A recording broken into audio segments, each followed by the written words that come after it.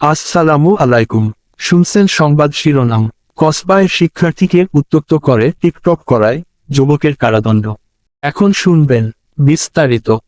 ব্রাহ্মণবাড়িয়ার কসবায় মোহাম্মদ মাইনুদ্দিন নামে এক যুবককে কারাদণ্ড দিয়েছেন ভ্রাম্যমাণ আদালত।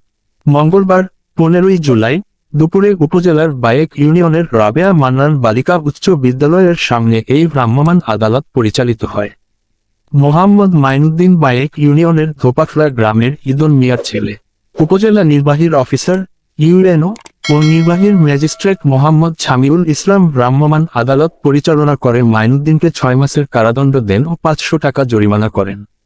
ছামিউল ইসলাম বিষয়টি নিশ্চিত করেছেন। খোঁজ নিয়ে জানা গেছে, মাইনুদ্দিন উল্লেখিত বিদ্যালয়ের সামনে মেয়েদের উত্ত্যক্ত করে সেটা ভিডিও ধারণ করে টিকটক করত। এ সংক্রান্ত একটি ভিডিও ফেসবুকে ছড়িয়ে পড়লে প্রতিবাদের ঝড় উঠে। এ অবস্থায় মাইনুদ্দিন পালিয়ে যায়। মঙ্গলবার সে আবারও বিদ্যালয়ের সামনে টিকটক করতে এলে হাতে নাতে ধরা পড়ে। এ অবস্থায় ভ্রাম্যমাণ আদালত সাজা দেন। ব্রাহ্মণবাড়িয়া 24.নিউজ।